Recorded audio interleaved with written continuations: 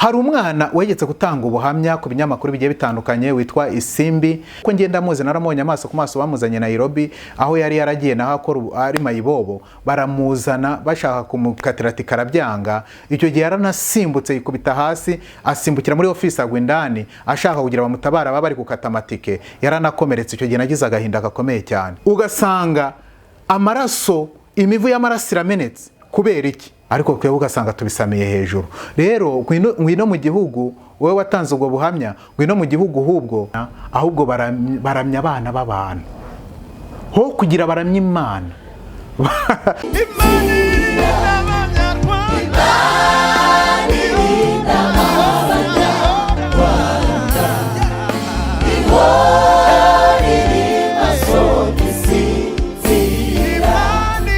Twongeye kubasuhuza abakunzi bacu ba Unity One Peace TV, tubifuriza amahoro y'Imana, tunashimira Imana iduhaye aka kanya kugira ngo tuganire.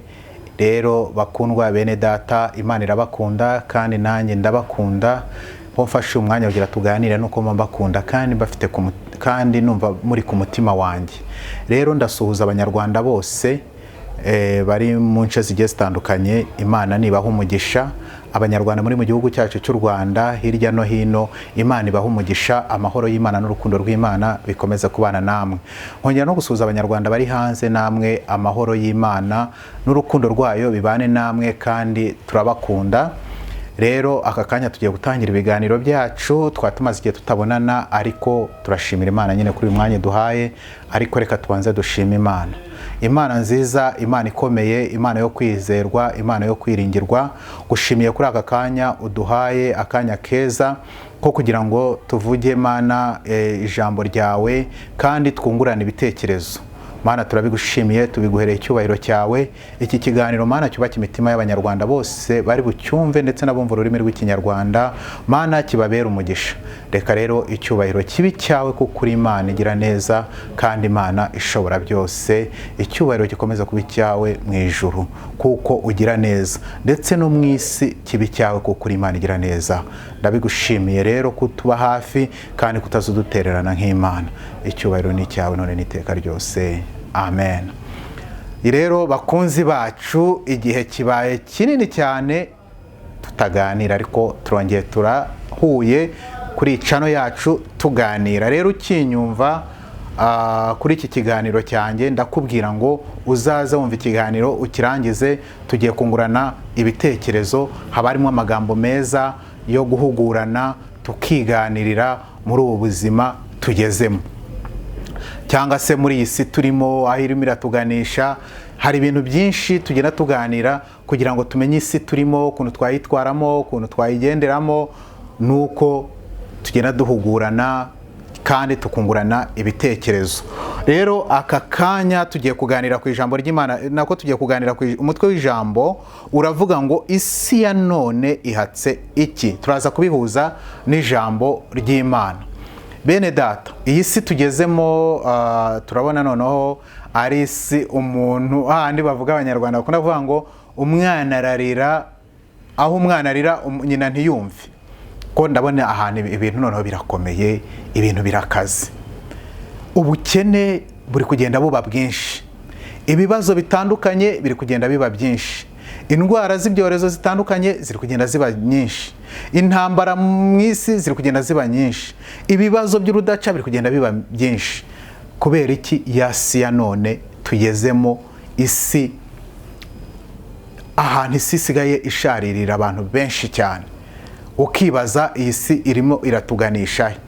Ariko mbahumuriza, kubizeye Imana, kubiringiye Imana, Imana iradukunda kandi iri kumwe natwe, izakomeza kuturinda mu bikomeye, izakomeza kuturinda mu kaga no mu makuba, kuko Imana niyo kwizerwa. Imana yanesheje urupfu Satani kuzimu. Imana ni ndetse utashima iyo Mana, ni iki se cyananiye Imana? Tugomba kuyihimbaza, tugomba kuyishima kuko Imana ishobora byose. Yanesheje urupfu Satani kuzimu.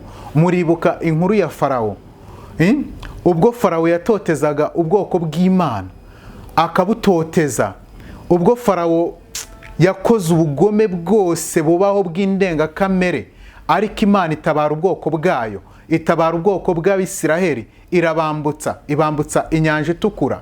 Ariko umwanzi Satani hari kuduhiga, aduhiga muri byinshi. Wibuke ko kuko Farawo yari igikoresho cy'umwanzi Satani. Farawo yari igikoresho cy'umwanzi Satani, yari yinangiye umutima. Wibuke ko ubwo Imana yatabaraga ubwoko bw'Imana, Farawo yari inangiye paka aho inyanja icikamo kabiri. Ariko Farawo akomeza kwinangira ubwo Imana yambutsaga ubwoko bwayo, ariko Farawo akomeza kwinangira paka arabakurikira no mu nyanja. Ariko Imana imwereka ko yatsinze, Imana imwereka itsinzi, Imana imwereka ko ishoboye byose, Imana imwereka ko ari Imana. Nawe rero nuzaza ugera ahantu hakomeye muri ibi bibazo turimo, muri uyu muriro turimo turacamo, muri ubu bukene bukabije turimo turacamo mu gihugu cyacu cy'u Rwanda, muri izi business zose zikakaye turimo zimeze nk'izifunze, ariko uzaza urarama urebe mu ijuru, uvuge ngo mu ijuru hari Imana. Mu kibazo ugiye ugezemo cyose urarame urebe mu ijuru, utabaza Imana, Imana izagutabara kuko yatabaye ubwoko bw'Abisiraheli.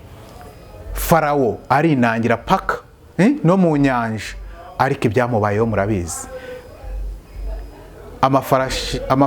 Amafarasi n'iki byose byahise ko bigira gute, birohama mu nyanja, kuko nyine yarinangiye. Rero hari ibintu biri inyuma yawe biri kugenda bigusunika, ukabona n'ibintu bikuremereye, ukabona n'ibintu bimeze nk'imisozi, ukavuga ati ndacahe. Ariko uzaza ukomeza urarame uvuge ati Mana, ndakwizeye nk'Imana, ndakwizeye nk'Imana yatabaye ubwoko bw'Abisiraheli. Niko ugomba gutabara ibyanjye, niko ugomba kuntabara, ukankura muri iki kibazo, ukankura muri ibi bibazo ndimo, ukankura muri aka gahinda ndimo. Imana izabikora. Rero narivuze ngo umutwe w'ijambo tugiye kuganiraho, tugiye kuvuga ku ijambo rivuga ngo isi ya none ihatse iki. Isi ya none tugezemo bene data, n'isi urukundo rwamaze gukonja mu bantu. Nta rukundo abantu bakigira, abantu bamaze kuba abanyamwigendaho, abantu barashaka gukira. Umuntu akire ku giti kiwe ariko atareba mugenzi wiwe, umuntu atunge amamiliyari n'amamiliyari ariko atareba kuri mugenzi we, umuntu yubaka ibizu n'ibizu ariko atareba mugenzi we. Ibyo byose ni ya si ya none y'akaga tugezemo. Ugasanga ibibazo biri kugenda biba ibibazo by'ubukene. Satani niyo strategy ari gukoresha kugira twinjize mu bukene bukabije, atwinjize mu gahinda kakabije, atwinjije mu mwijima ukabije, kugira ngo strategy zose azakoresha tuzazemere. Kubera iki bwa bukene Satani arimo arakorera mu bantu. Ereko tuvuga Satani, ntabwo tuba turi kuvuga Satani. Satani narababwiye ni icyuka gikorera mu bantu, ni icyuka gipfuye ariko gikorera mu bantu. Rero umuntu wabaye igikoresho cya Satani, nyine nawe ari muri ya nzira cya cyuka gipfuye yinjije muri we kugira ngo abashe guhumanya abantu. Rero hari abantu barimo barahumanya abantu mu bundi buryo no mu bundi. Birababaje muri iki gihe tugezemo muri isi ya none. Ariho uri kumva ngo iby'ubutinganyi, abagabo ku bagabo, abagore ku bagabo, abagabo ku bagabo, abagore ku bagore. Ibyo byose ni ya si ya none tugezemo. Satani ari gushaka kuduteza ubukene, ari gushaka kuduteza intambara, ari gushaka kuduteza amakuba, kugira ngo ibyo akora, ibyo azana byose tubyinjiremo, tubyijandikemo, kuko tuzaba twabuzemo amahitamo. Ariko Satani waratsinzwe mu izina rya Yesu, n'abadayimoni bawe n'abarozi bawe mwaratsinzwe, n'abicanyi mwaratsinzwe mu izina rya Yesu. Ntaho tuzahurira n'izo strategy zawe zikuzimu mu izina rya Yesu. Rero ubukene nibwo niyo nkomoko y'ibyo bibazo byose birimo biraza. Urabona muri iki gihe ndi kubona abantu barimo barataka, bamwe barimo barataka ngo barimo barasenyerwa amazu hirya no hino kubera nyine bari kubakura mu manegeka. Ibyo navuga ati ni byiza, ni systeme ya leta nyine yo gukura abantu mu manegeka kugira ngo ibajyane kubatuza ahantu heza. Ariko nk'uko babivuga siko babikora. Ugasanga bagukuye mu manegeka baguhaye 30,000 ngo bukodesheje. Ese nimba uhaye umuntu 30,000 umukuye mu manegeka, bya 30,000 n'ubundi n'umujyanye mu manegeka, ubu ntanzu ya 30 kibaho, akazu ka 30 n'ubundi na manegeka ya danje. Ubundi subwo ni iki muri make uzaba umumariye? ibihumbi 30 wowe wabiguha kujya no ku isoko ukabihahisha n'abana umunsi umwe ubu ntibarye kuko ubuzima bwarahenze. ibihumbi 30 nta kintu byakumarira. Rero kuba ugiye gusenyera uwo muntu ukamuha ibihumbi 30 ngo nuburebye ahantu ujya gukodesha n'ubundi ni ya manegeka n'ubundi umushizemo ubu uri kumushyira mu manegeka y'ubuzima bwiwe. Rero kugira ngo yasi ya none ibe tubashe guhindura ibintu, kuko Satani nawe ari kugenda akoresha strategy kugira ngo ibintu bibashe kuba bibi, tubashe kuhera mu gahinda, tubashe guhera mu bwigunge, kugira ibyo bintu tubashe kubyijandikamo bya Satani. No kwera bwa buzima buri kugenda bugorana, nta mahitamo. Ariko urajya gukora business, ngaho ibibazo ni ibibazo. Wakwiyubakira akazu, ngaho ibibazo ni ibibazo. Ariko systeme yo gukura abantu mu manegeka, iyo systeme nta muntu utayishimira. Ariko abantu nyine tufatikanyije n'ubuyobozi bwacu, byaba byiza ba bantu bari gukurwa mu manegeka bakubakirwa amazu meza bakabamo. Umuntu agahabwa nk'inzu y'ibyumba 2 urimo mugiriye impuwe, ukaba umukuye mu manegeka. Hano mu mujyi wa Kigali, kuvuga cyane cyane ko batuye mu mujyi wa Kigali, mwubakira inzu y'ibyumba 2 na salo, toilette na douche, mugira imidugudu. Ntabwo ari ngombwa ngo mwubake ama etage, ntabwo ama etage ari yo ngombwa. Cyakora kwera ubutaka wenda butoya nabyo birashoboka, ariko umuntu abona ibyumba 2 cyangwa se 3, salo, toilette na douche, igikoni mu indani. Aho hantu nzakwita nk'umubyeyi pe. Ariko ibintu biri gutuma twinjira mu bintu Satani ari kutwinjizamo by'ubukene, kugira ngo twinjire no mu bintu ibyo byose by'abatinganye n'ibiki byose biraturuka kuki, nk'uko ni kubivuga muri bwa bukene nyine. Niba unsenyeye inzu yanjye ukampa ibihumbi 30, mfite abana ngo njye gukodesha ibyo bihumbi 30, se biraza kumarira iki? Ibyo byose ni ukunsubiza inyuma. Ibyo byose abari nabyita nk'ikisi, nta kintu bukijije. Rero kugira ngo yasi ya none tumenye kuntu tuyigenderamo, nuko ari ibintu duhindura, kuko hari system abazungu ubu bari kuzana bari abakoroni b'agatsiko k'abantu bake bihishe bakorana n'abanyafurika bamwe na bamwe kugira ngo bigwizeho iby'isi byose. Ni system bari kuzana y'ubukene cyane cyane muri Afurika. Ugasanga ukoze business yawe abantu bayitambitsemo irapfuye. Ugasanga ugiye gukora ikintu, umuhinzi, ubuhinzi bwawe babwivanzemo, ubuhinzi bwawe burapfuye.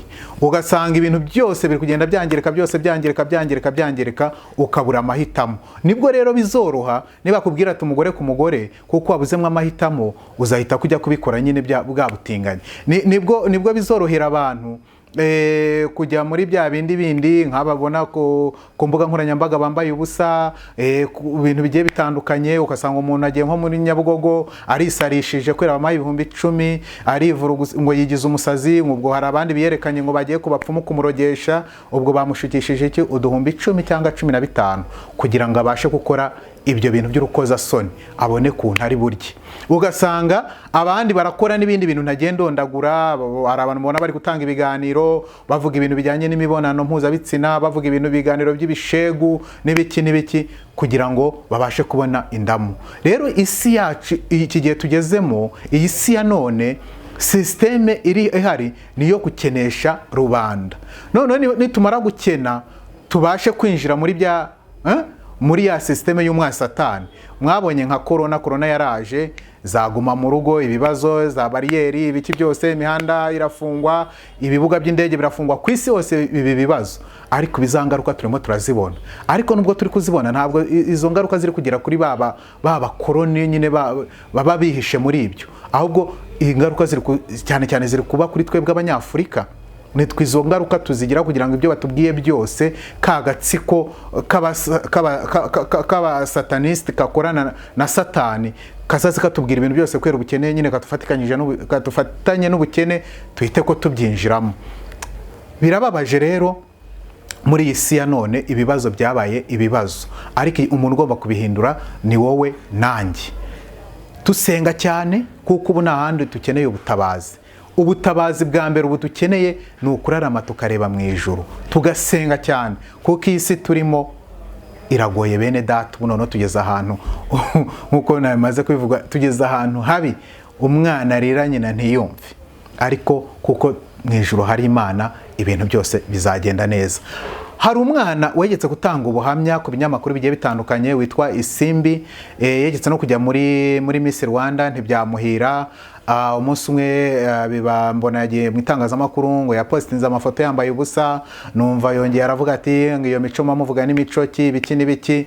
Kubera iki? Avuga ukuntu papa we yabaye umusirikare, ukuntu papa wiwe yakoreye igihugu ariko bakaba ari umudemobe, akaba nta bushobozi yagize, akaba mayibobo, agafungirwa ahantu agiye hatandukanye kubera ubumayibobo bwiwe yarabuze ubufasha.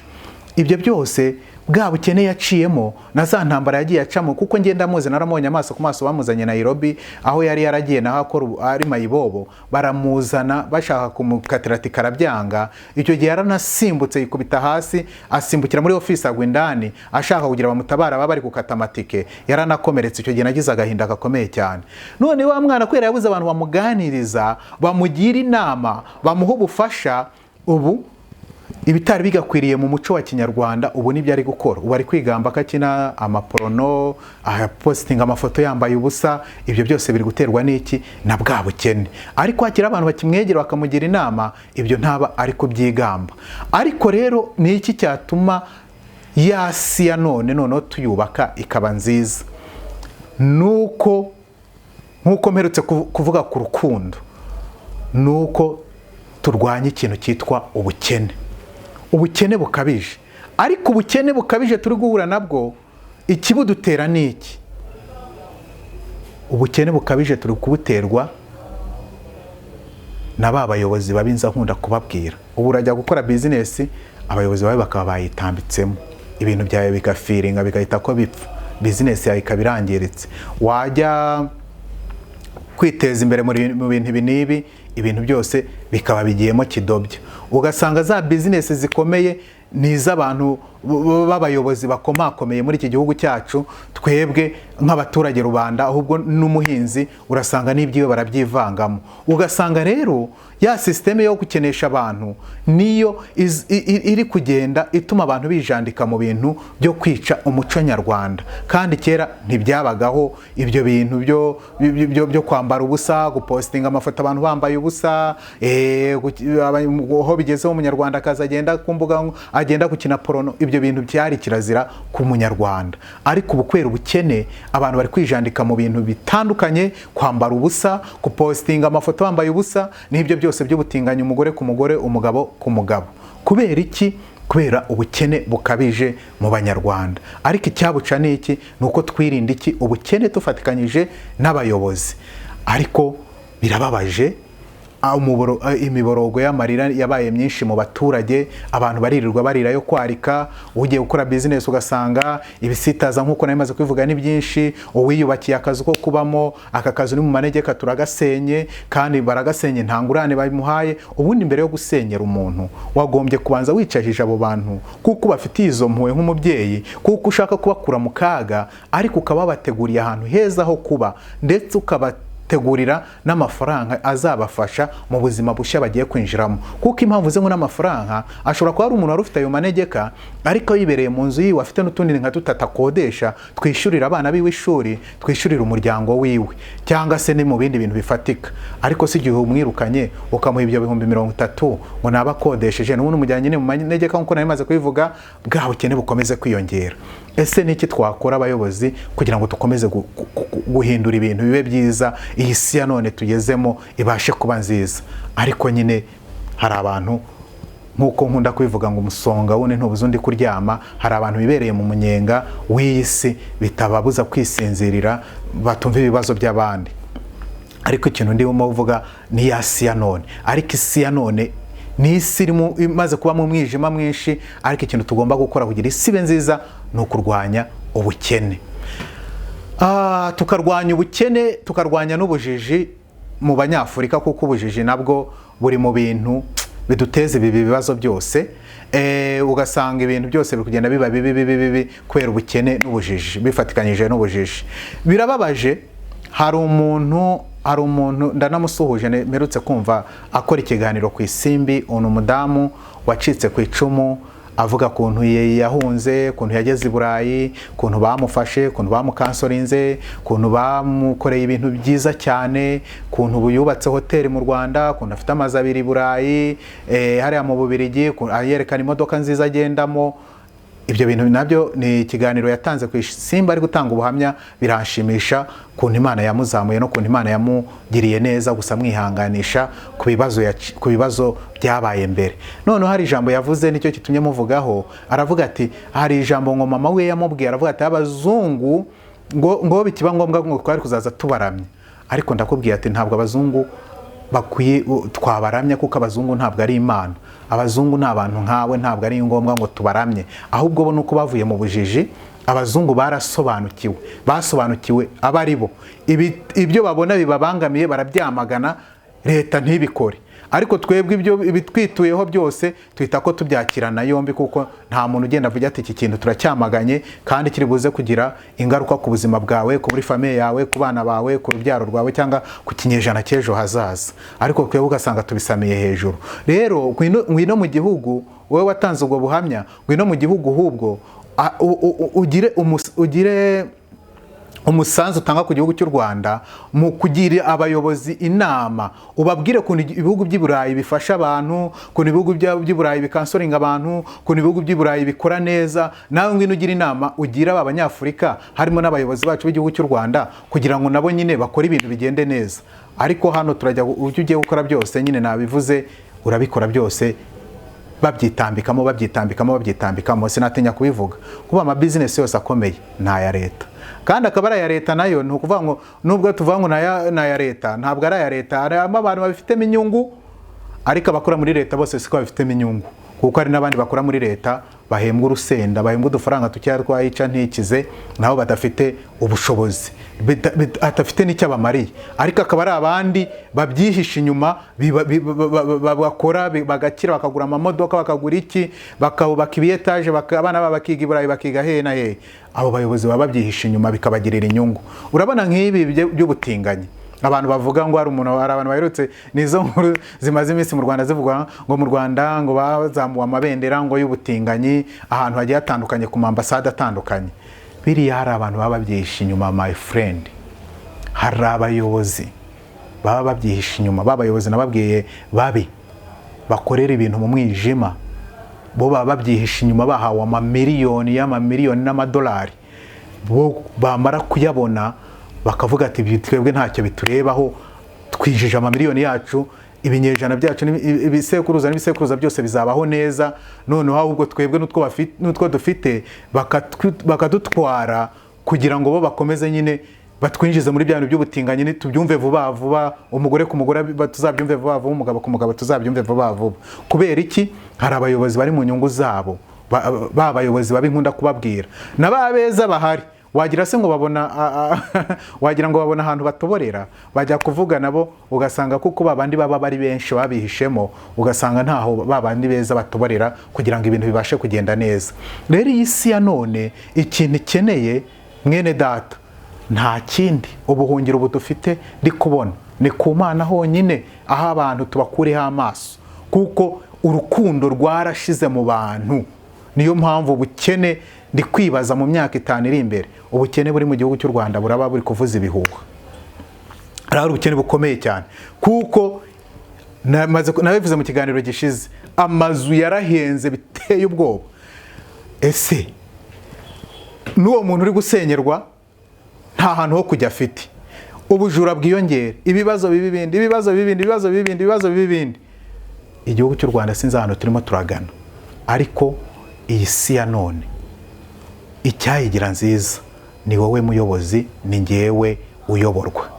Ariko kwikumira nibyo biri kuduteza kwinjira muri ibyo bintu by'abasataniste, bya satani, by'ubutinganyi, n'ibyo kwambara ubusa. Bako abana bacu basigaye bambara ubusa, bagashyira amafoto ku mbuga nkoranyambaga kugira barebwe n'abantu, kugira bijandike muri izo ngeso mbi zose. Wa muco w'Abanyarwanda wararangiye, warabuze. Kubera iki? Ubukene bukabije buri mu gihugu cyacu cy'u Rwanda, tubutejejwe n'abaki? N'abayobozi babi bakora nabi. ariko abeza barahari, ariko batabona aho batoborera kugira ibintu bikomeze kugenda neza. Ababi ni benshi ariko n'abeza barahari. Rero tugiye kubihuza n'ijambo ry'Imana ku bijyanye n'ibyo by'ubutinganyi n'ibindi n'abaramya abantu n'abaramya iki. Ibyo byose tugiye kubihuza n'ijambo ry'Imana. Ariko icyo nkubwira cyo, Satani yaratsinzwe n'abadayimoni n'abarozi n'abicanyi, nkunda kubivuga. Rero ntutinye, ntugire ubwoba, Imana iri kumwe nawe. Wowe unyumva mu bibazo uri gucamo, mu ngorane uri muracamo, muri izo ntambara uri muracamo, Imana iri kumwe nawe, izahindura ibintu bigende neza. Sinababwiye ngewe nivuze, nababwiye ngewe ngenda muri VWT muri iki gihugu cy'u Rwanda, ariko ibyanjye byose byagiye byivangwamo n'abantu babi ku buryo n'ubuzima nari kubutakaza. N'ubuzima bwanjye ni kwa kundi Imana ikindinze, n'ubuzima nari kubuhatakariza. Ni ikihe cyaha nakoze? Ntacyo. Nakoze hanze, nakoreye hanze, ndarangije nzana imari yanjye mu Rwanda, ariko ndi kuzira imari yanjye. Ubu n'ubuzima, usibye Imana ikiniza n'ubuzima nari kubuhatakariza. Ariko ndashima Imana ko nkiri muzima, ndacyafite amaboko n'amaso, ndacyafite amaguru, ndacyakomeye, kandi mu myaka yanjye sinkuze cyane ku buryo Imana izongera ishumbushe n'ibindi. Ariko ibyo byose biri gutuma abantu bijandika mu ngeso mbi kubera ubukene bukabije mu Banyarwanda, cyangwa se tubare no mu bindi bihugu, ariko bitewe n'ababayobozi baba bakora nabi. Babandi beza bashaka gukora ibyiza, ababi bakabitambika imbere. Reka tubihuze n'ijambo ry'Imana, ari nacyo tugiye kurangirizaho, kuko ibyo nabivugaho byinshi. Iyi si ya none ihatse iki, nabivugaho byinshi. Iyi si ya none iyobowe n'umwijima, iyobowe n'umwanzi Satani.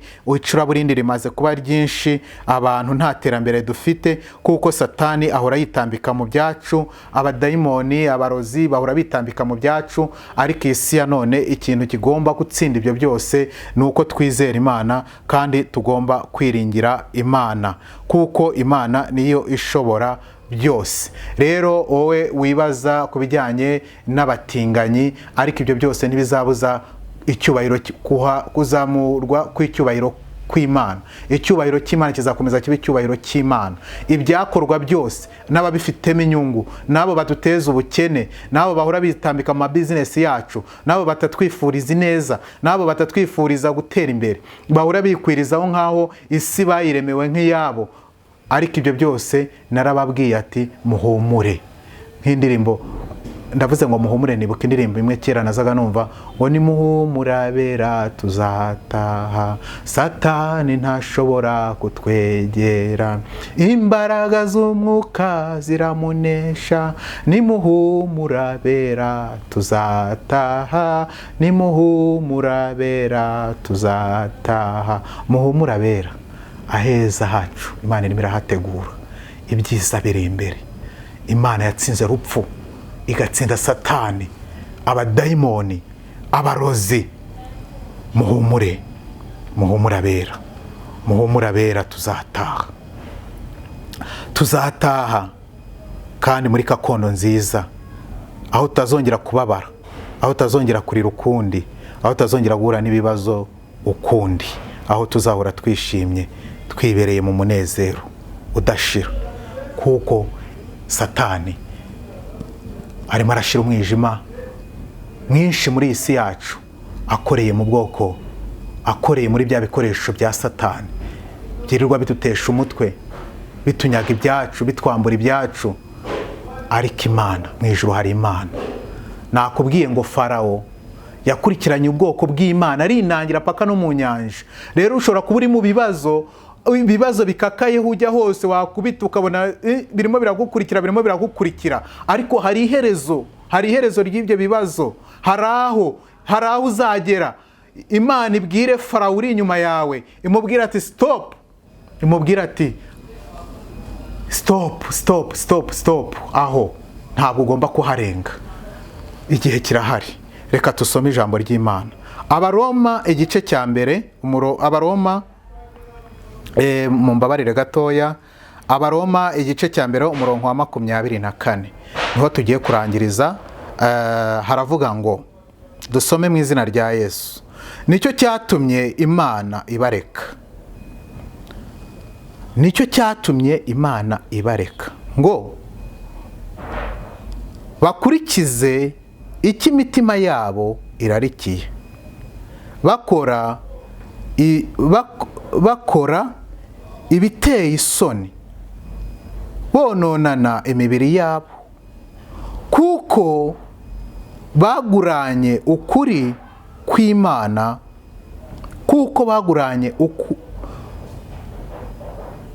baguranye ukuri kw'Imana gukurikiza ibinyoma. Baguranye ukuri kw'Imana gukurikiza ibinyoma. Ariko ijambo ry'Imana burya rikubiyemo ubwenge bwinshi cyane. Baguranye ukuri kw'Imana gukurikiza ibinyoma.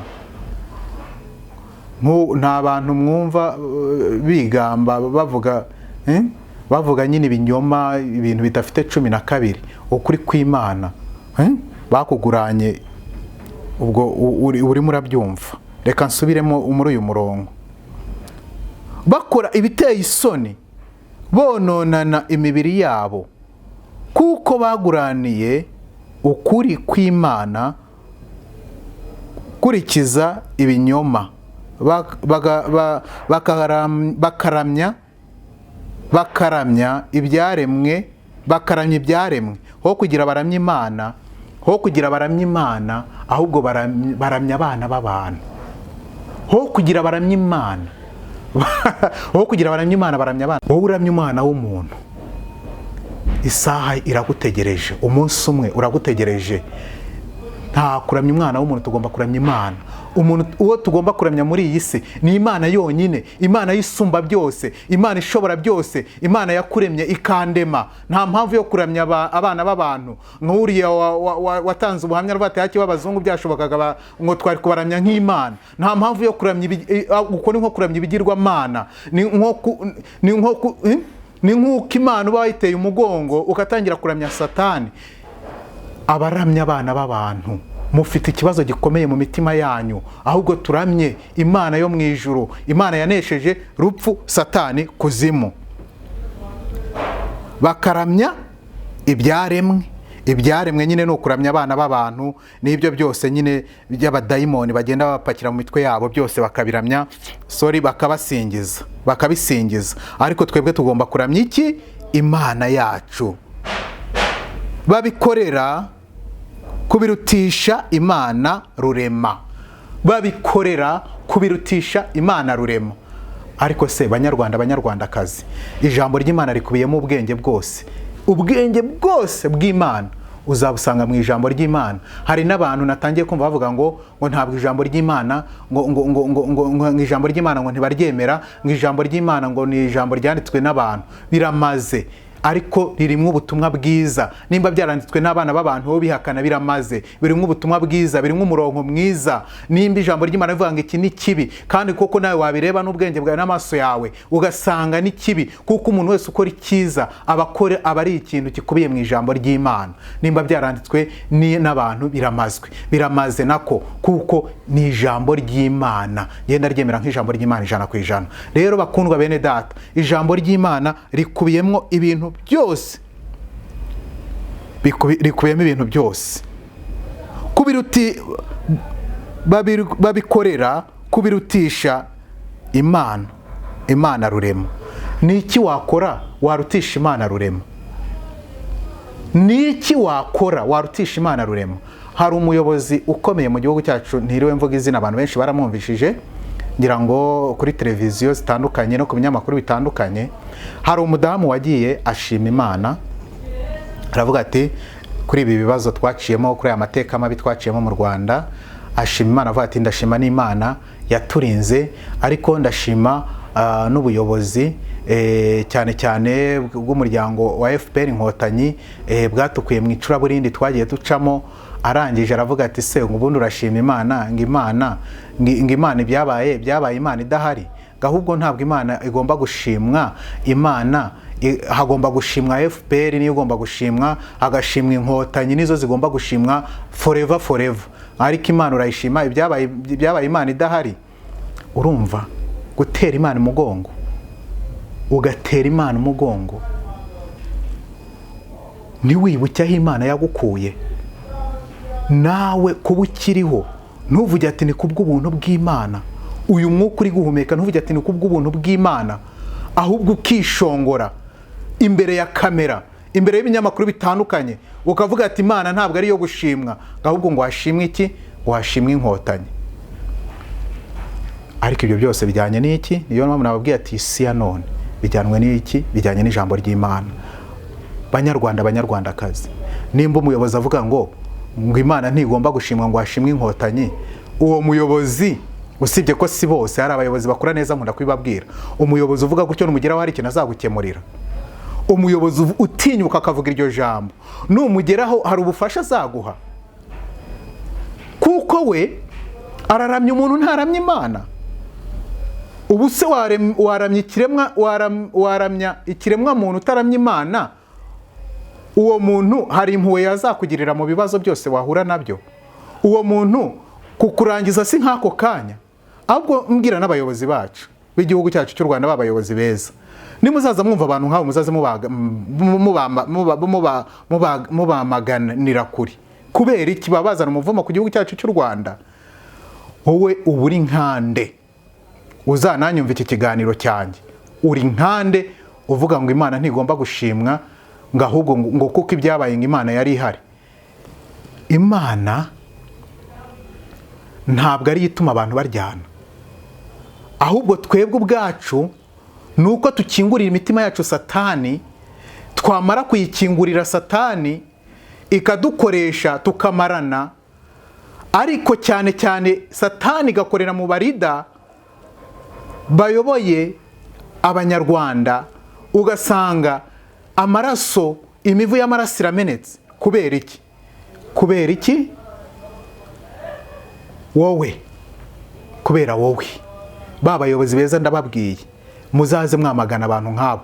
Nimba umuntu ari minisita cyangwa se akaba ari iki, ntabwo bivuze kuvuga ibintu nk'ibyo bizana umuvumo ku gihugu cyacu cy'u Rwanda. Igihugu kitagendera ku ijambo ry'Imana, igihugu kitagendera ku mahame y'Imana, icyo gihugu cyose icyo ari cyo cyose kiba cyubakiye ku musenyi.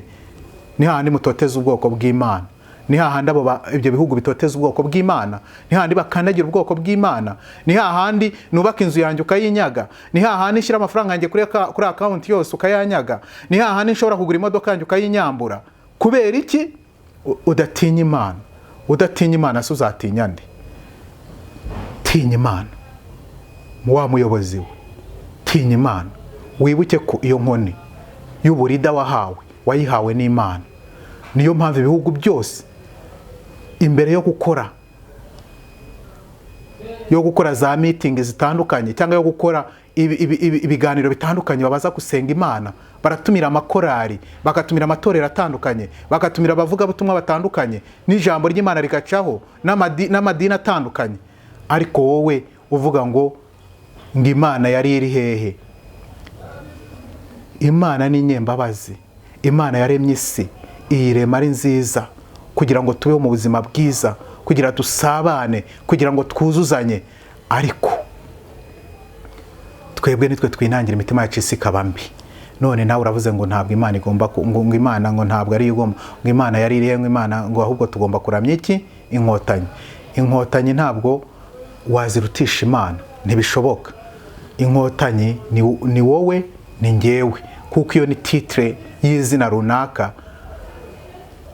Ntabwo rero umuntu runaka nk'uko ijambo ry'Imana ryari rimaze kubivuga, ntabwo umuntu ari uwo kuramya, ntabwo tuzaramya abantu, ahubwo tugomba kuramya Imana yacu yo mu ijuru, kuko Imana niyo kwiringirwa. Ariko reka nsubire muri iri jambo noneho nanarangiza.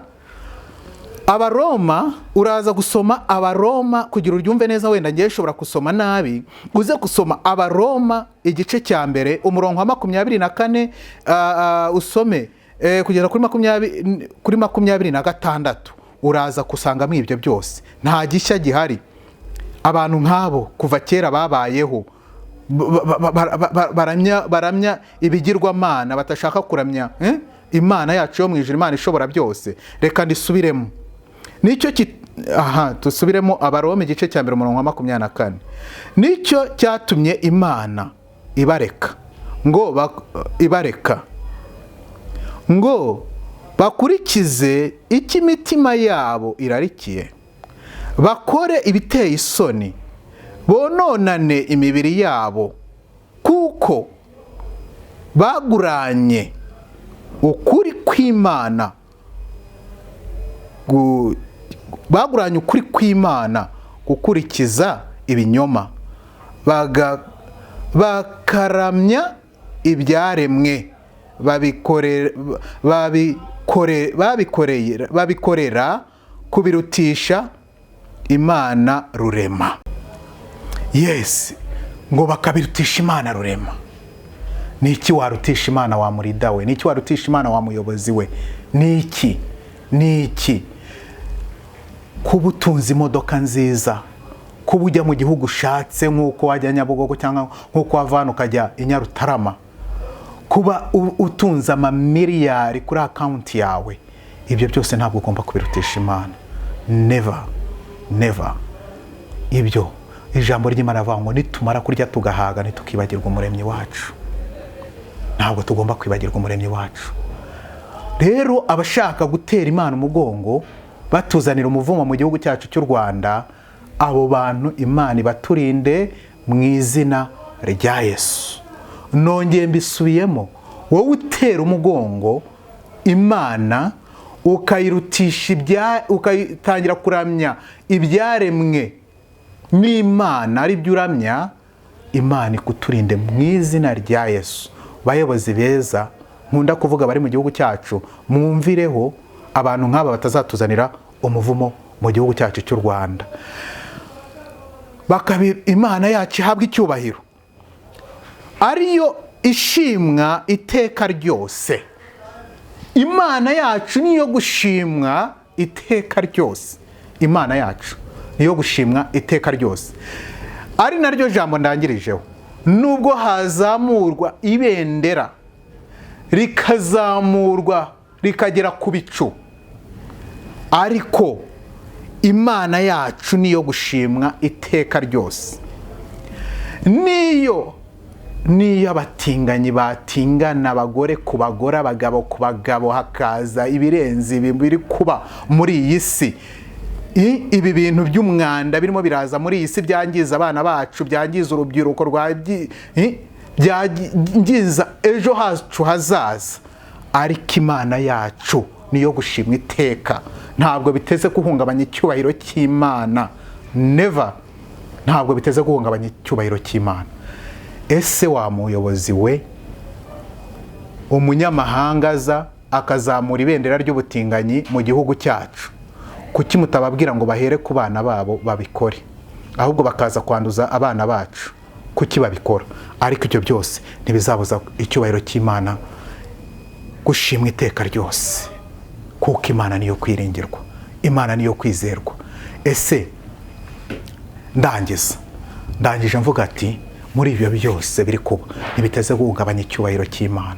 Imana izahora yitwa Imana forever. Imana izahora yitwa Imana mirere na mirere. Imana ifite abayiramya amasaha 24 kuri 28. Icyubahiro cy'Imana nta kiteze kukihungabanya. Ntabwo kizahungabanywa nawe nubwo avuze ngo nawe ushobora kuyitera umugongo. Never. Ntabwo kizahungabanywa icyubahiro cy'Imana nayo magambo yawe. Never. Icyubahiro cy'Imana kizahora ari icyubahiro cy'Imana. Imana yacu niyo gushimwa iteka ryose. Amen. Nawe uri kunyumva uvuge ngo amen. Ese ndangiza, mwene data, nurya ayo mamiliyoni,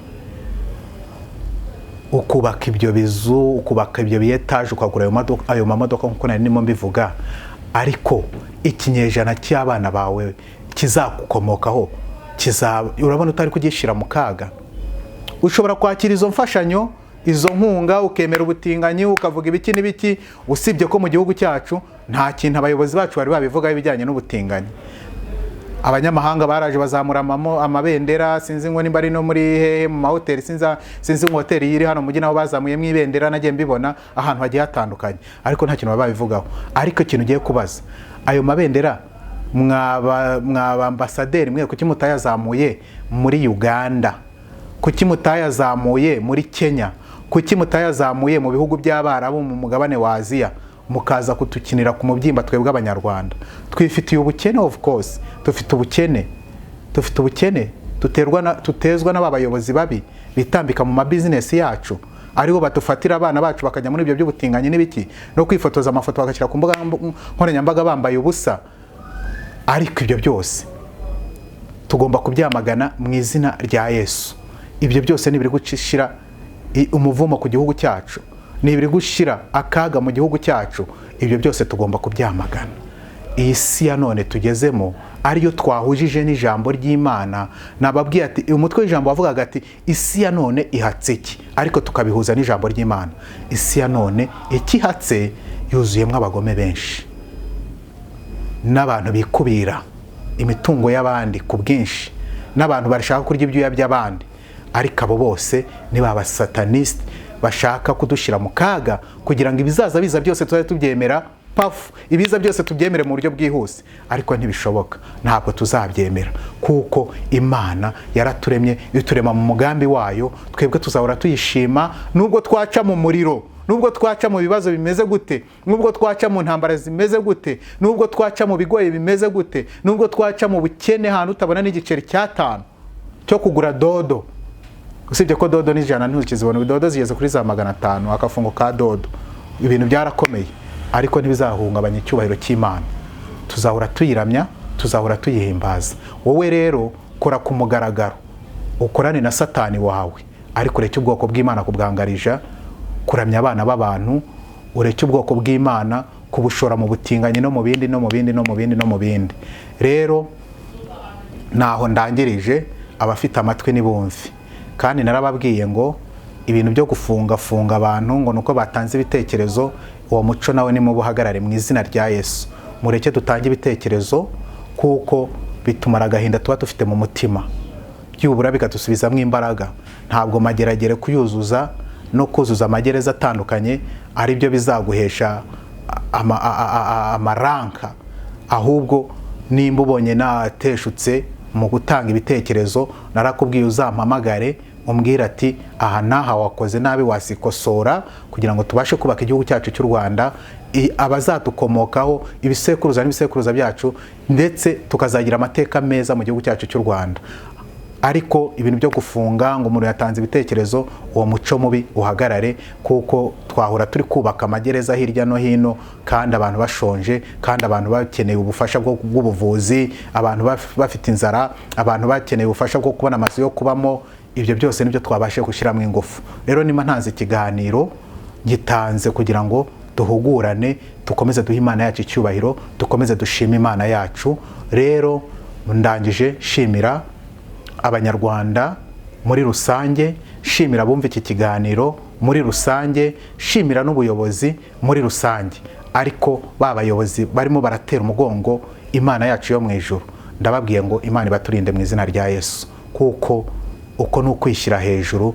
Mwibuke Goliyati yishyira hejuru, ariko Imana yararakaye.